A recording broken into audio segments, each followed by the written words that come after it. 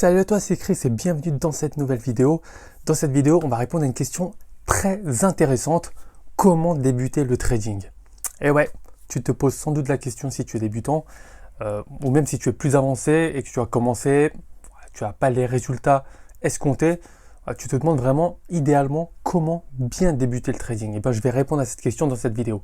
Avant de commencer, tu connais le rituel, un like en cliquant sur le pouce juste en bas de la vidéo et surtout abonne-toi. C'est important, on est en train de grossir petit à petit, donc c'est une communauté vraiment au top. Donc voilà, j'essaie vraiment de t'apporter toujours plus d'éléments pour que tu puisses toujours développer et améliorer ton trading et pourquoi pas commencer à générer des gains le plus tôt possible. C'est mon but, le plus tôt possible. Donc voilà, grand like et abonne-toi, c'est juste un clic, juste sous la vidéo. Alors, tout simplement, je vais te donner 6 étapes dans cette vidéo pour bien débuter le trading. Donc reste bien jusqu'à la fin de la vidéo parce que si tu suis bien ces 6 étapes, tu peux être assuré de suivre la bonne marche en fait pour commencer à générer des gains et commencer à réussir en trading. Si tu loupes une de ces étapes, c'est clair et net. Je ne dirais pas que tu fonces droit dans le mur, mais tu ne fais pas les choses comme il le faudrait et tu vas prendre beaucoup, voire beaucoup plus de temps pour commencer à réussir. Première étape, et la plus importante, forme-toi. Et ouais, ça peut te sembler banal, mais forme-toi. Tu ne peux pas faire quelque chose que tu ne sais pas, d'accord? C'est comme tout. Quand tu commences à conduire, si tu veux conduire une voiture, il faut que tu passes le permis, il faut que tu apprennes. Si tu veux travailler dans la banque, il faut que tu apprennes le métier.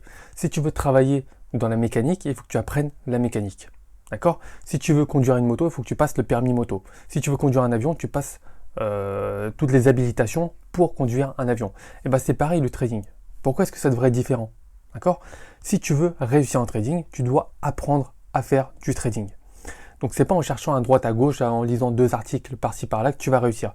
Il te faut vraiment une vraie stratégie.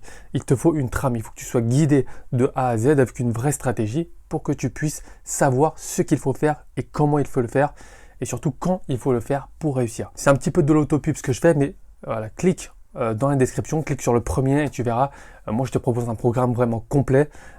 Tu auras tout ce qu'il faut là-dedans. Vraiment, je me suis inspiré des meilleures stratégies, aussi bien dans le monde anglo-saxon qu'avec des traders en Asie. Donc vraiment, clique sur le premier lien et je te dévoile toutes mes stratégies, celles que j'utilise pour réussir en trading.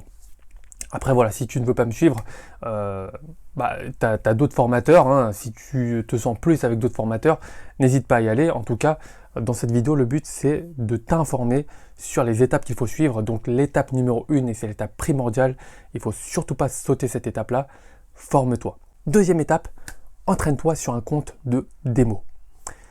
Ça aussi, on l'oublie souvent, mais il faut t'entraîner. Pareil, hein, je te reprends l'exemple du permis. Tu passes le permis, tu as des heures de conduite. Tu passes le permis moto, tu as des heures d'entraînement en fait dédiées à ça, à t'entraîner. Plus tu accumules de l'expérience, plus tu seras bon. Par contre, il faut garder en tête une chose importante. Quand tu trades sur un compte de démo, c'est pas pareil. Ouais, c'est pas pareil. Pourquoi? Parce que tu as l'aspect psychologique en moins. D'accord? Tu ne trades pas du vrai argent, donc ton compte de trading est totalement fictif. Tu vas être tenté de dire, là je vais y aller, vas-y, je trade, tant pis, je mets 5 000, je mets 10 000. Parce que ton compte de trading virtuel dispose de 100 000 euros, par exemple. Tu vois, donc c'est totalement biaisé. Donc c'est bien pour commencer, c'est bien pour se faire la main sur les outils, sur l'analyse technique, chartiste, commencer à regarder les configurations. Ok, mais il faut que le plus rapidement possible, il faut que tu commences à passer sur du réel. Donc ça, c'était la deuxième étape, entraîne-toi sur un compte de démo. Troisième étape, et pas des moindres, ouvrir un compte chez un broker, donc chez un courtier en ligne. En fait, tu as 2 possibilités pour trader. Soit ouvrir un compte titre dans une banque, soit ouvrir un compte titre chez un courtier en ligne. Je pense que j'ai déjà fait une vidéo là-dessus pour peser le pour et le contre de chacun. Voilà. La banque, c'est bien parce que voilà, c'est une banque de proximité. Si tu as un souci avec la plateforme, si tu as un souci autre, tu sais qui contacter, tu as ton conseiller qui est dédié ou alors tu te déplaces directement en agence et tu demandes à être guidé. Le point négatif, et c'est vraiment un gros point négatif non négligeable, ce sont les frais bancaires. Les frais sont énormes. Il y a des droits de garde qui sont énormes, les frais de gestion qui sont énormes, les frais de courtage qui sont énormes. Clairement, je ne te le recommande pas. va chez un courtier en ligne, d'accord? Et encore des courtiers en ligne, il en existe beaucoup. Donc pèse le pour et le contre par rapport à ce que toi tu recherches, par rapport au marché que tu souhaites trader, par rapport à l'actif que tu souhaites trader. Est-ce que ce sont des devises? Est-ce que ce sont des actions? Est-ce que c'est plutôt des CFD? Voilà, regarde et en fonction de ce que tu recherches, oriente-toi vers le courtier qui est le plus approprié. Mais en tout cas, les courtiers en ligne, en termes de prix, ce sont les plus compétitifs. Donc prends le temps de comparer et ouvre un compte chez un courtier en ligne. Quatrième étape, avoir un capital suffisant. Donc après avoir ouvert ton compte chez le courtier, il faut que tu puisses avoir un capital suffisant pour trader. Qu'est-ce que j'entends par capital suffisant? Un capital suffisant, c'est tout le surplus qu'il y a par rapport à ton fonds d'urgence. Rappelle-toi, ça c'est un concept qui est fondamental. J'en ai déjà parlé à plusieurs reprises. Un fonds d'urgence correspond au moins à 6 mois de ton train de vie actuel. Donc si tu as besoin si tu dépenses on va dire 500 € par mois pour vivre, 6 x 5, 30, il te faut 3000 € de côté au minimum pour pouvoir survivre en cas d'imprévu. Donc ça c'est très très important, il te faut 6 mois d'urgence. Ensuite, tout le surplus, tu pourras l'utiliser pour trader si tu en as envie. Mais ne trade jamais ton fonds d'urgence. Ça c'est important. Cinquième étape, créer ton plan de trading. Ça c'est important. Encore une fois, beaucoup de gens tradent sans suivi. Un plan de trading, c'est la base, d'accord? Ça trace vraiment les configurations techniques privilégiées, vraiment les trades que tu as effectués, à quel prix tu es rentré, pourquoi tu es sorti, pourquoi tu as perdu, pourquoi tu as gagné. C'est vraiment pour moi la base. Si tu n'as pas de plan de trading, tu es voué à l'échec sur le long terme. Ça, tu peux en avoir la certitude. Sixième étape, choisis ton style de trading. Il y a 3 types de trading. Je t'en ai déjà parlé à plusieurs reprises. Le scalping, le swing trading et le day trading. Tu vas choisir le style de trading qui te correspond le mieux. D'accord? Si tu veux du très très court terme, le scalping te conviendrait. Par contre, il faut savoir qu'il faut y consacrer du temps et beaucoup de temps. Il faut être scotché à ton écran. D'accord? Tu vas prendre des positions très court terme pour essayer de générer un max de profit. L'avantage, c'est que tu peux avoir des gains conséquents. Par contre, le désavantage, c'est que tu vas te faire bouffer en termes de frais de courtage. Donc si tu n'es pas à un niveau expérimenté, je te déconseille le scalping. Le day trading, c'est la même chose, mais à un rythme plus convenable.